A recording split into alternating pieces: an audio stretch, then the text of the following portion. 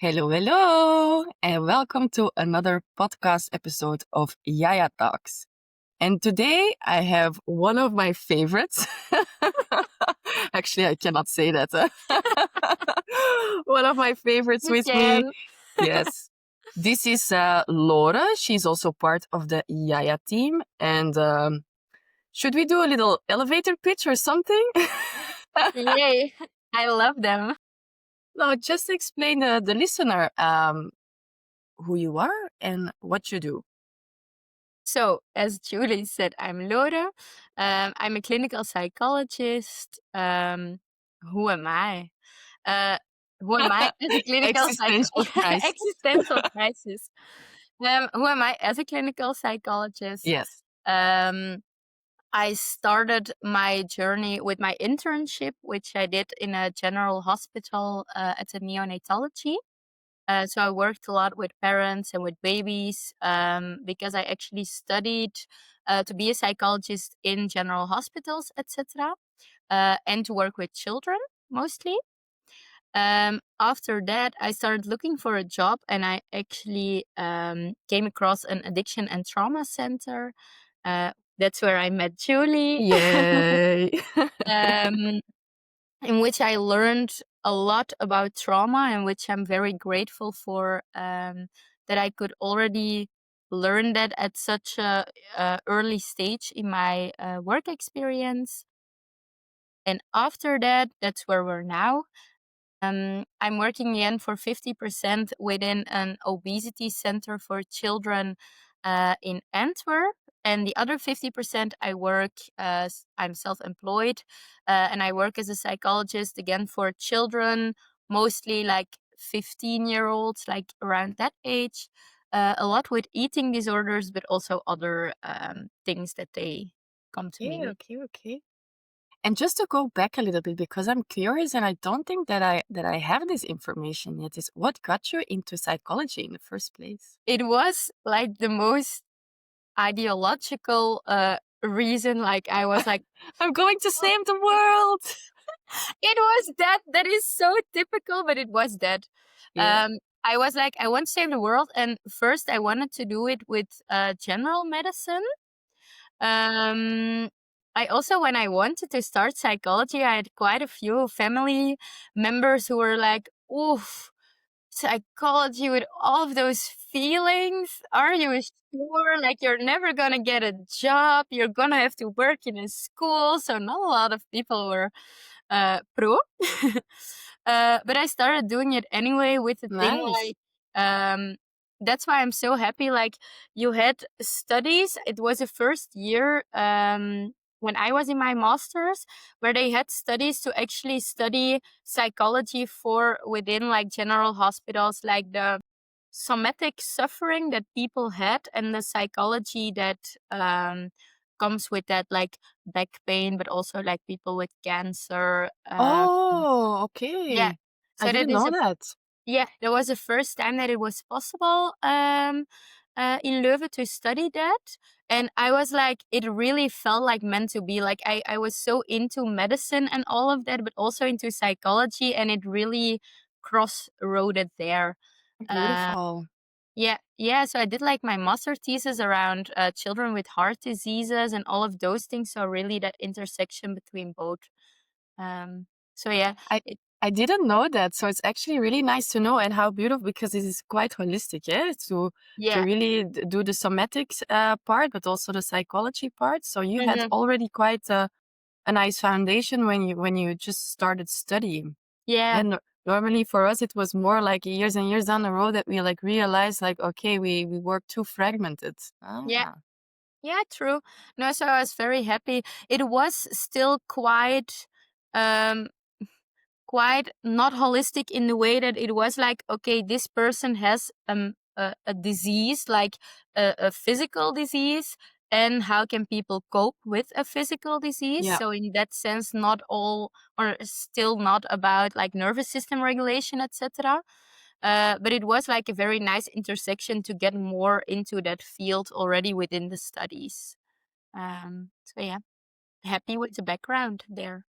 I have like 10,000 questions that I want to ask you, but before we go into the nitty-gritty, I just want Mhm. to, do you have like maybe like a fun fact about yourself Oh, so people Julie. can Don't, don't. I am not fun. I am always serious.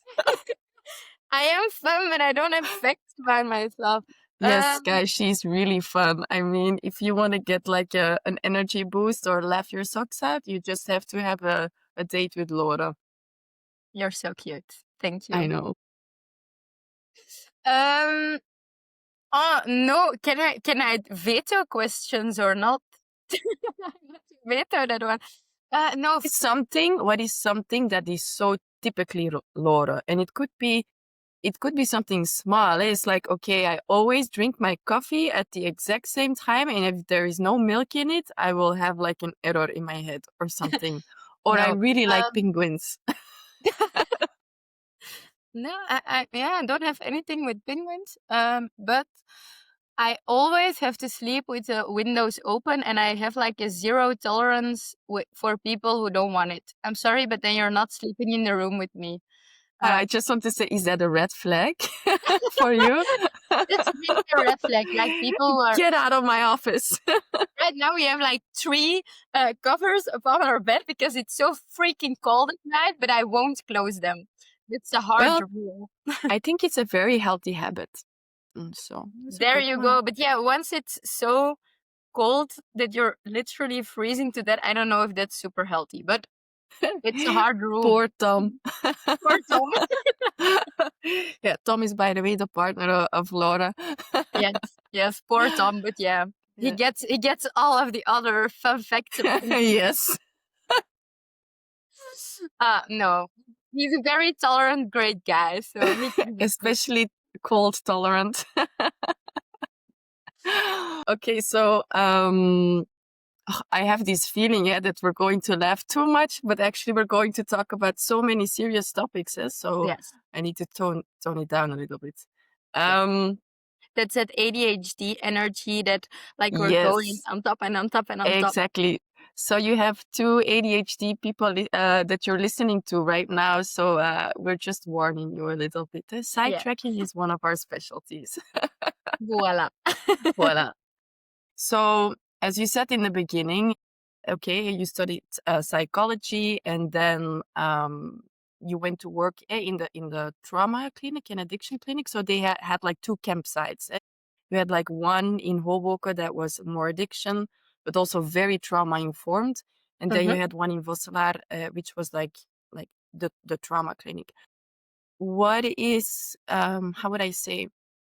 What did you learn there about trauma that maybe you didn't really see in your studies, and that totally like shifted your mind and the way that you work with people?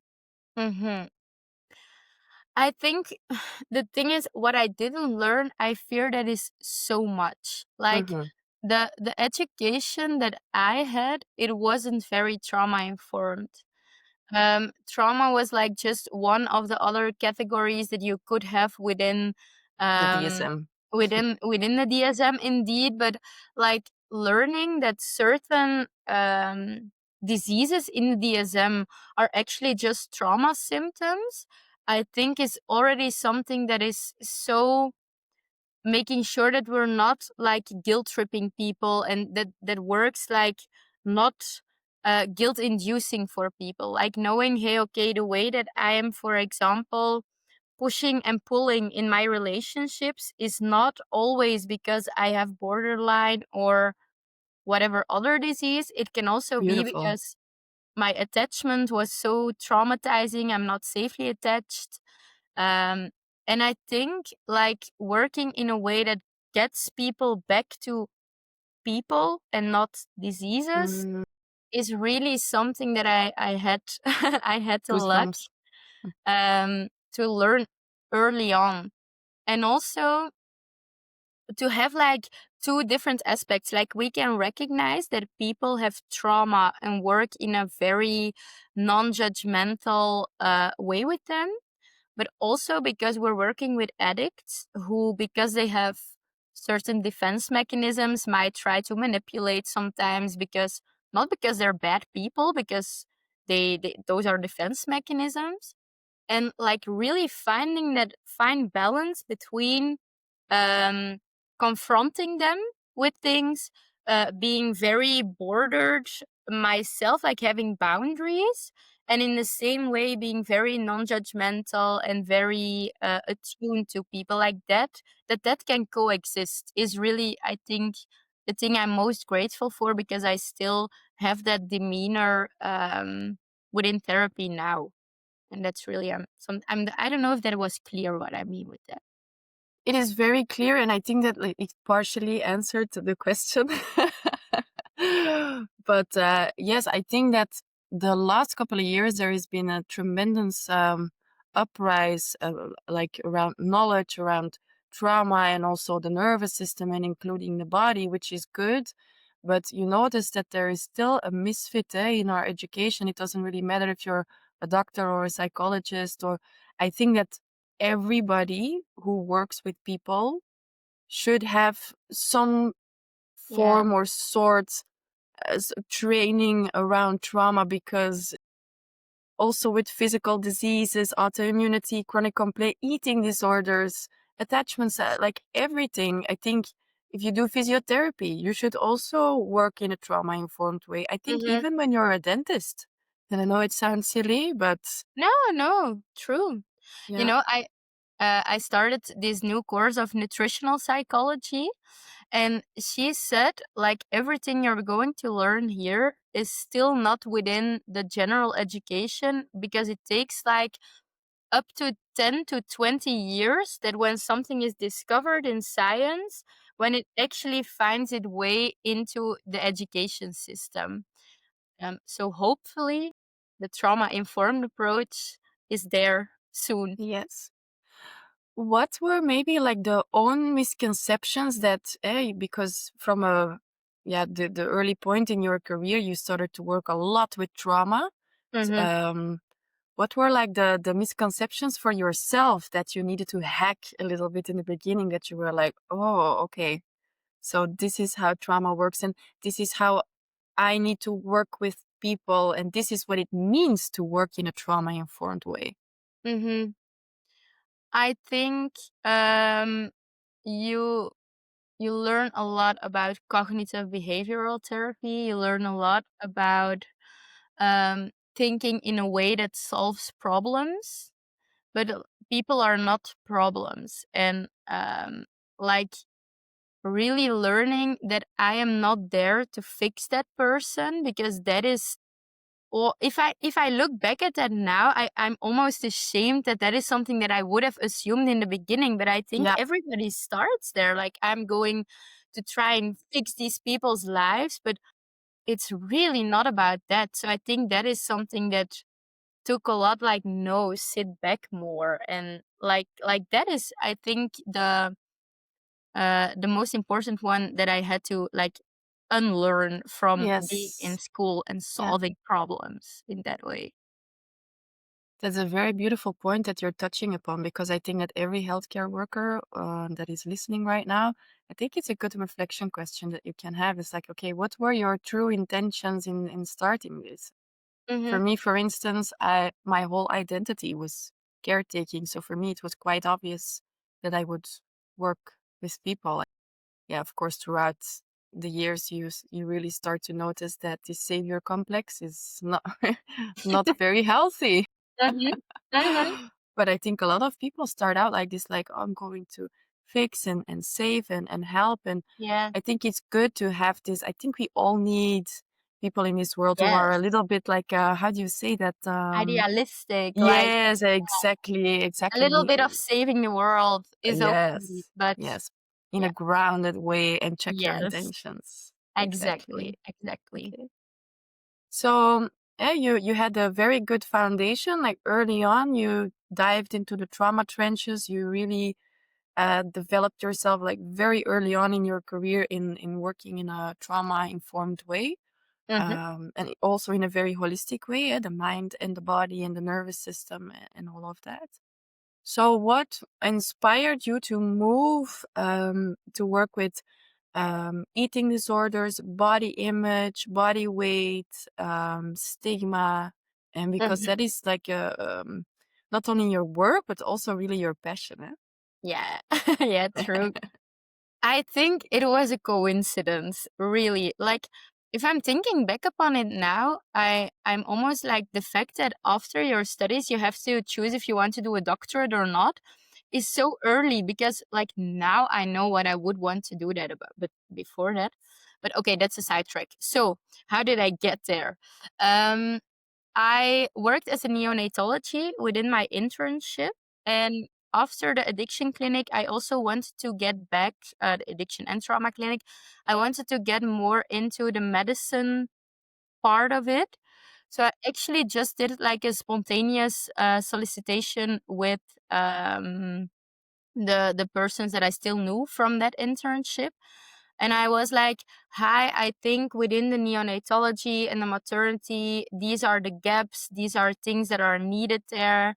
There are lacks within the system that I noticed there, and please hire me to fix them. I can fix it. Yeah. No, to fill in those holes like Yeah, yeah, where yeah. there's extra care needed.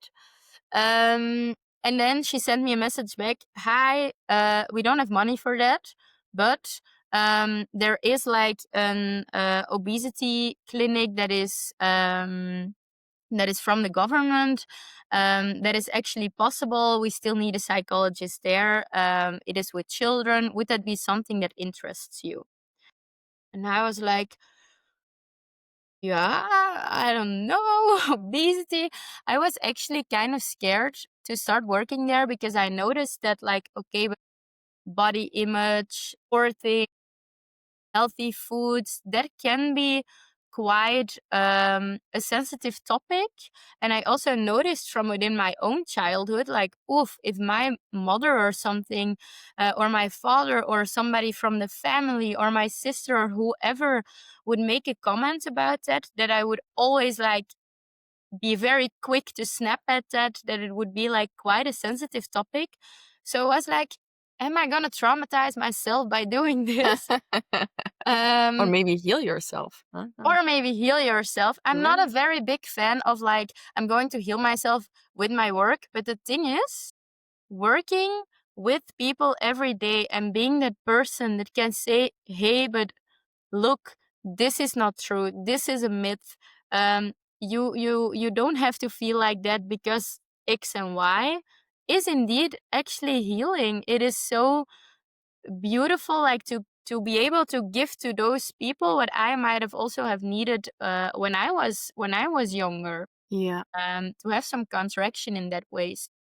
Yeah, then I started studying more also about eating disorders, and then I was like, whoa, I'm super passionate to change those things. So it really was a coincidence, but I'm super happy that I got there. So when it comes to eating disorders, and here again, I think that we are a society that is feeding eating disorders tremendously, and also, despite the goodwill of people like you, I think that how do I phrase that?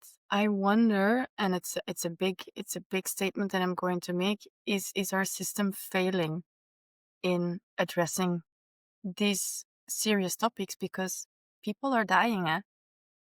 People are dying. People are getting sick. Even people who are perfectly healthy had everything going for them.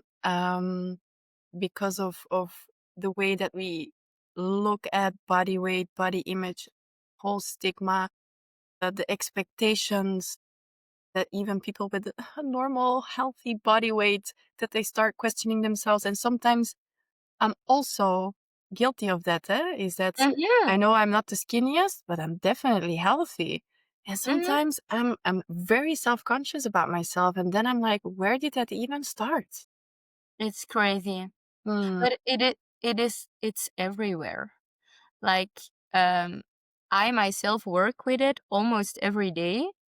and I'm also guilty on still having those thoughts and those like if you look at research, it's crazy. In the summit that we did with This Is Yaya, I talked a Yeah. little bit about research around it, about where does the stigma come from with, for instance, people with a higher body weight. And like they even noticed that, for example, teachers, like they thought that children with a higher body weight were also more dumb, for example. Like that is something that they actually found in research. Or that people take like a bigger, when they're walking, and they see somebody with a higher body weight, that they make like a loop around it. They keep more distance from people with a higher body weight. Like that is something they found in research. So, and that is just the tip of the iceberg. So that's crazy to me, but it's everywhere. It's in all of the media, in the visual media, in everything. The stigma is so apparent, and I do feel where we're still not doing enough, that there is more awareness. And I say the same to my people with trauma symptoms, that it starts with awareness. It starts with knowing your defense mechanisms with trauma. And here it starts with awareness that things are not okay within our media and within the way that we look at things. Maybe It's a it's start.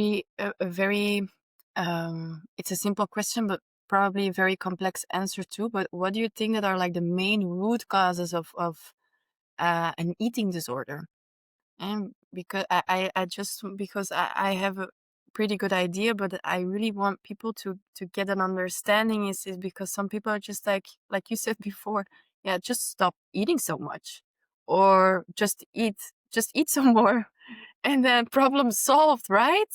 And But that is what are like the main root causes of an eating disorder? Doesn't matter if it's bulimia or anorexia or binge being eating. overweight. Yes, yes. Mm. Um, that advice, eat less or eat more, and eat or more or less, or move more or less, it's inherently stigmatizing. Yeah. The root Let that sink causes, in for a little bit. yeah, yeah, please, if that is the one Yeah. sentence that you take with you for today, that advice is inherently stigmatizing, then I'm happy if that is what you take with you. Um, Now, the root causes, I think there is a lot happening, a lot that, like you said, it's a very complex answer. People indeed are looking more for control within their lives. When they lose in a certain domain, they lose control, and what you eat and how much that you move is a behavior, so you can control a behavior. So in that way, it's a way to regain control. But for some people, it's also about um, it's going to sound very bad, but about gaining attention. And what do I mean is, okay, if See I, me, hear me. Yeah. yeah, like see me, hear me, not in a way like people with eating disorders are attention seekers, no. But if you have never felt or learned other ways on how to gain love and affection, which are basic needs for human beings, if you haven't had that, then that can be a way to gain that love and attraction and all of those things, not only with peers but also from your parents. If you have a sibling that has a high need of healthcare, for example, a high need of parents taking care of them, and you're the other sibling that is always good and always doing good in school and in hobbies and is okay, then you feel a little bit neglected, and then becoming sick is a way to gain that attention and love back. So it's always about more. It's of course a third thing, body image, everything um, surrounding that, but it's always about more than body image, but it's also about body image. So I think those are a couple of the important ones that I notice a lot in my own practice. So do I understand correctly that or maybe what I want to add to that Is that we have different trauma categories, but that like developmental trauma and Hmm. eating disorders are quite associated to each other, or even like a causal Yes. relationship even. Mm. Yeah. Cause and relationship, yeah, I don't we need to study that then. But indeed I'm quite sure that developmental trauma is an eating disorder, just like addiction, is a way to defend yourself from things that are happening on the inside. And that is why it doesn't work to say, hey, just eat a bit more or eat a bit less, or hey, just move a bit more or move a bit less. If we say that, then we're going completely beyond what is actually happening for those children or adults with eating disorders. I think this is a very important conversation to have because at some point you go and look for professional help. And then, I mean, it's never too late. I mean, go and look for professional help is always good, but I think it's important to shift this conversation is, but how can we as humans in this society, how can we as parents, as siblings, as friends, family members, like pick up early warning signs? How do we go about these things? So when we see people struggling with body image, body weight, with foods, or it's in the direction of losing weight or gaining weight, because some people, I think a lot of people don't really know how to handle that. And can you imagine if you have a child like that, and what what do you Mm. do? Mm-hmm. Because the first instinct is like, okay, let's send this to like a, how do you say that in English, a dietist, dietitian, Dietitian, yeah. dietitian, or let's take him to the doctor or to a psychologist. But what can parents do, like already maybe preventively, or when they start to notice certain things? So take me Mhm. into your world when it comes to that.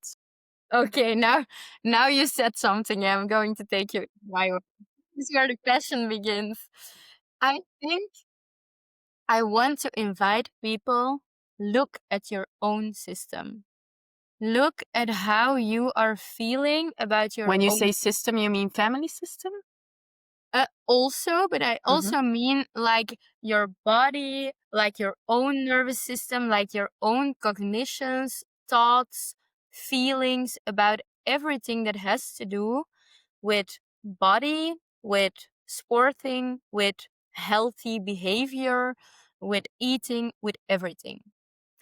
Look at yourself in that way, and there is not you can't underestimate how much impact that your view on yourself has on the way that your kid looks at themselves, Oof. um, or that your environment looks at themselves.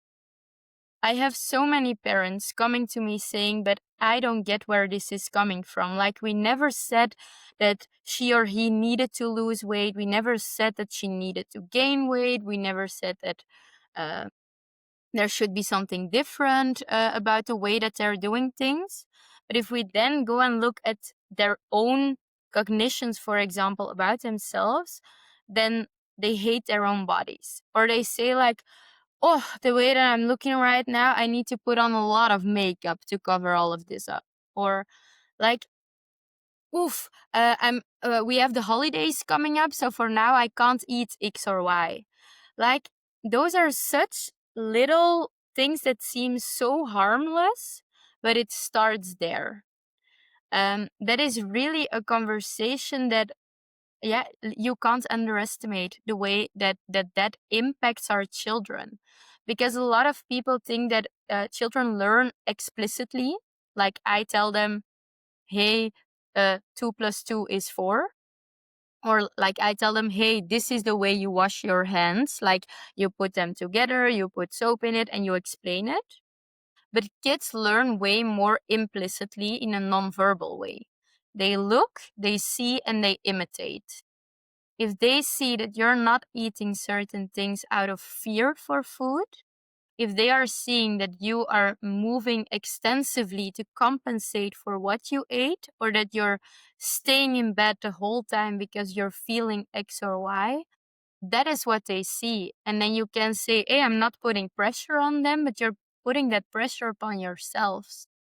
So healing yourself is a lot of time people say, I'm so egoistic, my child above everything. It is not egocentric to work on yourself. That is actually such a blessing for your children in that way. So I think that is really number one for me. Your own system, your own beliefs, your own cognitions. Is there a number two? um, I think what I want to achieve with those people is like in therapy, the the reason why children feel safe within therapy, or adults also, but in my case mostly children feel safe because they know this is a non-judgmental space. Like I said in the beginning, things are defense mechanisms. They're not bad people. It's just bad behavior, and not even, it's just defense mechanisms. And the reason they feel comfortable with saying that in therapy is because it's so non-judgmental, and it doesn't force you to change anything just yet. And I think that if you, as a parent or as a friend or as a neighbor, get to know the thoughts that are happening within people, like, I hate my body, I can't eat this, I'm afraid I'm going to lose or gain more weight and everything. If we get to notice those things, and they can happen with the right reactions at home, that would be something so valuable, because it isn't helpful if therapy is the only place where children can do that. And Mm, yeah, if we can co-create that same effect can also happen at home, so home is also a place of healing, that is incredibly valuable. So in that way. so it's really about looking at yourself, right? For instance, here as a parent, to see, okay, what are my own patterns, my own conditioned and limiting beliefs, and my own view of my own body and about food and all of that. But let's say, okay, you start to see some things within somebody in your environment, like body image related, that isn't really healthy. Mm-hmm. How do you address that? Because I think, okay, as a parent, you can start to have like safe and open conversations about that with the Mm-hmm. child, to really start to notice, okay, what are the thought patterns that this child has about food, about their own body, about or is it being very stressed and whatsoever. But I think for the rest, it's quite difficult to have a conversation with like a friend or somebody that you know, to start Mm-hmm. talking about things like that. Hey, I've been noticing that you've been losing or gaining some weight. I think it's very woof. No. Right. And I wouldn't indeed start a conversation like that. I think it starts with knowing that body weight, for example, and changes in that are symptoms of underlying things, are Yes. symptoms of stress, or are symptoms of, yeah, just something happening in their life. So, what would it be like to, instead of saying, hey, I notice your weight is shifting, we could also be talking about, hey, how are you doing? The days are getting darker, or X or Y, whatever you want to put with it. I just want to really check in. And maybe also share something vulnerable about yourself, because share your vulnerability lowers the bar for other people to also be vulnerable. Like it makes them also feel safe enough to share something about themselves. So I think in that way, that is an important one.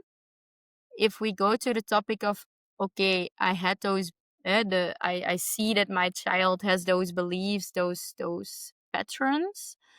Um, a lot of the times for children, they get confronted with it so many times through media, etc., that the beliefs that they have feel normal to them. They feel like everybody feels that way about their body. They feel that it is normal and eventually even safe to talk, feel, and think about your body in that way. And a lot that needs to happen within those safe conversations is giving those children back a framework of what is actually healthy and normal. To debunk that. To Yes. debunk that, like to notice that certain things are actually unsafe and that certain things are safe, that certain things are normal versus abnormal. So I think a lot needs to happen with shifting their paradigm again, shifting that, hey, if you read online and see online that carbs are a bad thing, okay, then you, within your behavior and within what you teach your children, you need to show and teach them that carbs are not the enemy. Carbs are very needed for children and for adults to eat them. They're your energy source. And they need to see you eat carbs and they need to hear you speak good about carbs. And I think shifting that of, okay, what I'm seeing online and what I'm seeing on TV and in other media is not always the truth, is something very important for them to get that discrepancy between both of them. Mm-hmm. So you mainly, currently, you mainly work with teenagers? Mm-hmm. What is like is there, I'm just curious, is there a difference between boys and girls when it comes to the source of their eating disorder? Or it's not really gender based?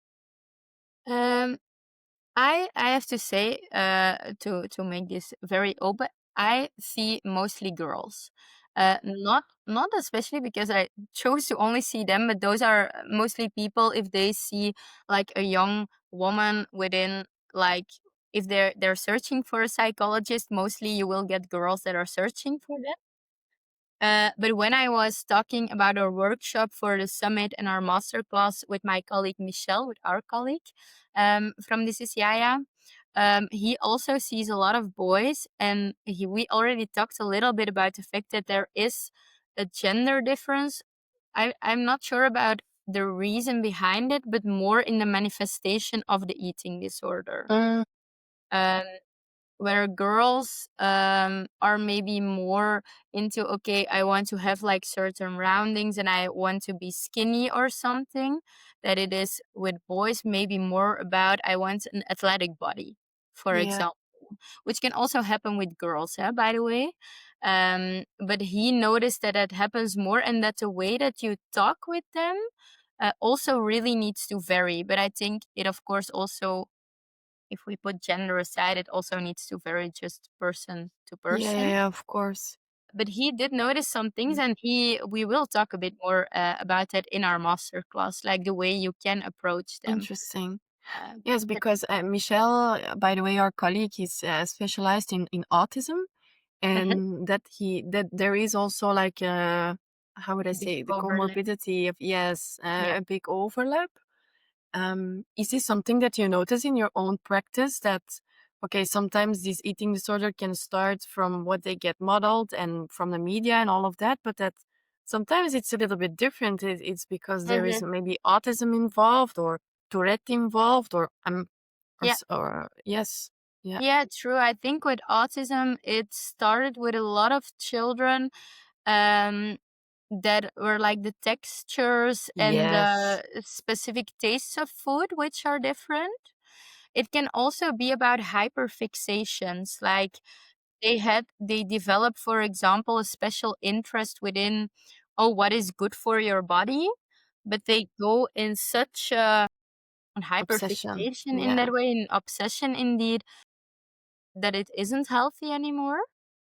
It's not only with autism, for example, that you notice the comorbidity, but in the hospital, I also worked for a short period of time with children with type 1 diabetes. yeah, And for that, like, they need to focus so much on their blood sugar levels that they already have, for their own health, they already need to have like a certain hyperfixation with food and with carbs and with, they know actually a little bit too well how many calories and how many carbs are within certain yeah, foods because they have to for their health. And we also noticed that if that also becomes that hyperfixation, that that can also be a trigger to go into eating disorders. Um, with my children with obesity, I also notice it. So many people think that they can't have eating disorders because they are obese. But we notice that because they want to lose weight, they want to fit into certain body types, that they are actually like starting to eat like only one meal a day. They are feeling so bad within their body that they're like, okay, this needs to go fast. So I'm only eating one meal, or I'm always skipping breakfast, or I'm never eating after that time in the day. Um, and that is something, again, they get stigmatized so much because so many people don't take them seriously when we say, hey, okay, but that can be a precursor for an eating disorder. Yeah. Um, I wonder if we are not like a borderline eating disorder society. Not the emphasis on like borderline as we know it, but like Mhm. that we live in an eating disorder society. And I wonder what is the fine line between this is healthy, you're looking out for your body, Mhm. and you're maybe pushing it a little bit too far. Because I mean, some people say water is good for you, water is bad for you. Eat one meal a day, fast every morning. No, don't fast. It's bad for your body. So, I mean, How are you supposed to see the trees in the forest? I get. exactly. And Oh no, sometimes I see forest. that, especially in this generation, we're focused a lot on health, which is good. Sometimes I wonder, aren't we like over exaggerating a little bit Mhm. in that regard? And I know that maybe for some people listening, I'm going to step onto your toes, but this is something that I notice, is that also a lot of people who are like extreme into the to what they put into their mouth, extreme into the high intensity training that they do, and they also start to get physical complaints. So Yeah, but true. I think just a general rule of extremes is too extreme is something that is an important one. I think when we talk about eating disorders, you can roughly like split it up into three categories. good, because that's really a question that I have. When can you start talking about an eating And disorder? disorder. Yeah. You have within every person's life, you have like temporary glitches. I don't know how you say it in English, happeningen. Like Yeah. temporary glitches um that are normal for the age that you are, which are age appropriate, or that are normal for just the situation you're in. For example, a temporary glitch in healthy eating will be when you're sick. If you're so sick that you can't keep anything down because you have the flu, then it's a normal thing. That's not an eating disorder. It's normal. Um, or like really young children, they have something that you call neophobia, a Mm-hmm. phobia for new things actually, which is something that we need as human beings in order um, to. It's healthy for us to think that foods are dangerous Yes. because when we were like hunters and gatherers, it was needed to have that. So we still have that. Or for like people who hit puberty and they need to grow quite a lot, they just need to eat more. So like those changes are normal. Um, then we have like glitches that are longer, and you can see like then it becomes an eating problem. It's not an eating disorder, it becomes a problem. And you notice that there is tension when there are eating moments. Like when you're sitting at the dinner table, that you notice things are happening here. There is a guilty feeling, there is like this restlessness, there is a rigidity, there are like a lot of rules about eating. But when it's an eating problem, it's like mostly around that time where food is actually served, like mostly around eating moments. Okay, but can I pause you here for a second? Because some people, they eat, for instance, gluten-free, not because they're allergic, but maybe like sensitive to it, or maybe it's because they have like autoimmunity or something like that. But also people who sport, so they're also quite obsessive about food. So they avoid restaurants, or or they're checking every labels, or when they go to have dinner with somebody, they start to ask what's in it and what's in it. And maybe it's good, maybe it's bad. It's not that I'm saying here like what's good, what's bad, but Mhm. when does it start to become a problem? And because some people say, but yeah, I'm a sporter, or I go to the Mm, gym 6 out of 7, so or I want to protect my gut, or mhm. how do you go about this? Um, I think that the general rule needs to be that there has to be a negative effect within the daily lives of people. Like, it needs to have an impact upon your daily life. I think that's also like the measurement they take within the DSM. Like, you can have certain complaints from autism, for example, but if it doesn't affect your day-to-day life, um, the thing is, okay, but affecting your day-to-day life, some people will say that it doesn't, but it does affect their day-to-day life. If you're Yeah, or maybe it doesn't affect them, but like their environment is for like their tired of environment. it. Yeah, yeah. But the thing is, what comes together with those eating problems when we're actually talking about a disorder is when the thing about body image comes into play, that we're also having negative cognitions and thoughts about our body, together with having a change in how much or how little people eat. So that combination, and as a result of that combination, you will see that, like, psychosocially, there will be some complaints, like they're feeling more down, their affect goes down, those things. And a lot of the times, you will even see physical problems with those people, like having problems with their gut because they're eating way too restrictive or something.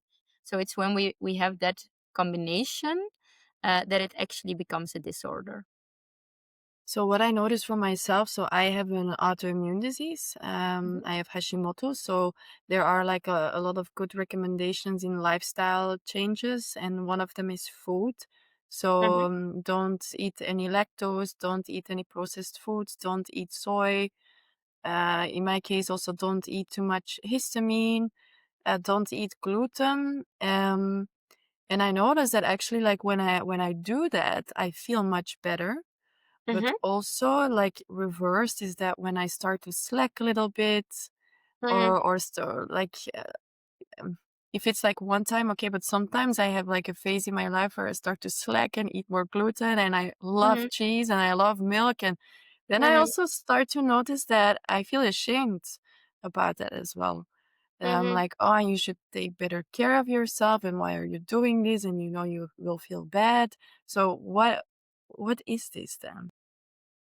You know, and I'm going just to roughly name that as self-care, like looking at your food, looking at movement, looking at sleep, looking at your emotions, looking at how nice you are for yourself. That is like self-care. And what you will notice is that self-care is the first thing that will go better when you're feeling better, but also that will be the first thing that will slack when we're feeling less good. But the other way around, it will also be like small changes, like going to sleep half an hour earlier is also something that immediately has a great effect upon our emotions. So I think self care is often the biggest signal when something is going wrong, that you notice, like, huh, I haven't brushed my teeth last night because I really didn't want to, and now I feel I want to not do it again. Let it be a signal as to, okay, but what is happening? Because normally I am Yes. doing those things. So it's a signal, but also the first thing we can, like, get back up to feel better again in Mhm. that way. So I think what you're saying is super normal. Um, you will start to feel that tipping point when the benefits are outruling the negatives and the other way around. And Yeah. then it's just normal human behavior, well, where you will get back into the good pace. I mean, cookies and milk are the best Sorry, thing who that doesn't? there is. All about balance, right? Yeah. And it's super individual. Yeah. Maybe you can do that, and maybe and then still feel okay, and maybe somebody else with a severe allergy can't do that, and we can't make like this one size fits all pattern Yeah. for people because we're just not all the same. Mhm. what is something, let's say that somebody is listening right now that is struggling or knows somebody that is struggling with body image, body weight, food, doesn't matter if it's in this side of the spectrum or that side of the spectrum. Can you just give some key points of advice? Hmm. Not an easy question because it's a lot of the times a very complex answer. Yeah. But start, and it might sound even too easy, do have the conversation. Talk about it because, like, secrets die in exposure and shame dies in exposure. Ooh, I love that. I need to let that sink in for a bit. That's If, nice. like, shame, if it is in your head, sometimes you need people around you to normalize the Yeah. thoughts, Yeah, feelings, true. and things Very you. true.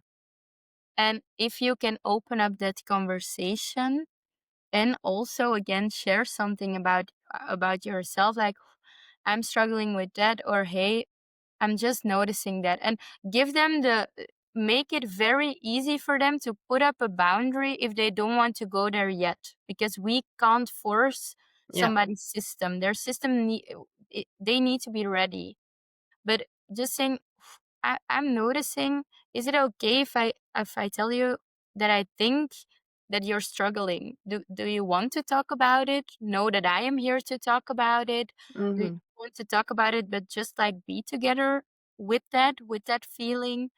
Shame really dies when we put it in exposure, and I think that is really the way to start. And once that conversation is opened, then it opens the door to so many options and so possibilities. Then anything is possible. So, you and Michelle, you guys have a masterclass coming up, and especially for parents who are struggling at the moment with their children, their teenagers, who are going through this. I think actually also a masterclass that is very good for if you're a professional and you're not necessarily in the field of eating disorders, but you Mhm. a lot of clients like cross your path in this regard and you don't always know what to do with it. I think it's also a very, very good opportunity for you to follow this masterclass so you can get a bit more awareness for yourself, and also like the tools and the yeah, dive deep into the nitty-gritty into this Mhm. topic so you can start implement that. But first off, can you explain just a little bit what people can expect in the masterclass of you and Michelle? So I think in the masterclass, indeed, like you said, it's perfect for parents who are noticing things, but it's indeed, if you're not within that field and are just looking for more practical tips and tricks, that it is super helpful. Uh, Michelle is somebody that has been in the field for a gazillion years. I'm not going to put a number on it, but he has He been won't like that. for, like, He's a young spirit. yeah, he's a young spirit, yes. No, he has been in the field. It is so different from what you can learn from your education and being in the field. And he's in the field for so long that we really want to take that knowledge and give people like very concrete examples of what we have been through in practice, of what we saw with parents, of what we saw within our own therapy. On the other hand, there will be a bit of theory that to Of debunk course. certain Yeah. things, some stigma that needs to be debunked. And I hope that we will find a way to connect parents together who are struggling, because outside of the facts that their kids are struggling, they are Yeah. so incredibly scared. They are scared for what they're seeing, they are scared for what is happening within their whole family, because it's something that has a big impact on a whole family. And we want to let them know this is not your fault. This is Hmm. not, but you can be part of that solution. And we really want to give some practical tips and tricks and tools, and just open that conversation around how you can be a part um, of the solution for what is happening. How do you hope that, let's say that some parents or maybe some professionals will attend this masterclass? What do you hope that they go home with? What will they go home with, and how will they feel? How will they feel? I hope they will feel understood in the struggle that they're having, in the fact that it is not easy, in the fact that they're not alone. Because I believe that healing happens in connection with other Yes, people. yes. I think this is why we joined. This is Yaya. Why we do it. So healing happens in connection. That's a very important one. I hope they feel that they can connect. And after that masterclass, that it doesn't stay with that they found a connection and that they will keep on connecting with those people. I hope, of course, that we can give them some theory and new facts that give them more awareness. And last but not least, I hope they leave with curiosity about themselves, about their children, about how they can do better, about things that they can become aware of that they never knew that are happening within those fields. Um, so yeah, that would be lovely if they could gain that from that. Okay, perfect. Thank you so much, Laura. What I would suggest is that we will put it in the show notes, the link to our newsletter, if you want to stay tuned on this, Mhm. um, when it's happening. And again, you want to refresh your mind, okay, what it's about and all of that. Just subscribe to our newsletter, and then you can stay tuned. Mhm. Is there something, Laura, that you want to end with? It could be words of inspiration. It could be how this podcast was for you, or maybe something important that you still want to say about this topic that hasn't been mentioned before. I think first of all, just thank you for listening. It is something that I'm so passionate about, and like I said, I started this field like I want to change the world, but I now I'm very happy if I can even like change the world for one person. And if those are like things that you just got a little bit like hopeful about, like there is things that we can do, then I would be a very happy psychologist, a very happy person. Um so I think just that I hope that this conversation can open up other conversations. Maybe it can lower the bar and that you're just like, "Hey, I heard this on this podcast. What do you think Yeah, about it?" yeah, Maybe that would be super cool if yes. people can start a conversation even with saying, "Hey, I heard this." Even if it's like, and I'm not agreeing with that, no problem, then we still opened up a conversation. That Oh, would be I love that. Okay, so people, if you're listening to this, you can react to this podcast. of course. Please react in the show notes. We come back to you. And also, I think what would be a very kind thing to do is, if you know somebody who is currently struggling with this, send this podcast Mhm. their Mhm. way. Yes, reach out, connect Yes. with us and with each other. Thank you so much, Laura, for being here today. Thank you for One being a of many. beautiful host. Well, thank you. Bye bye, Laura.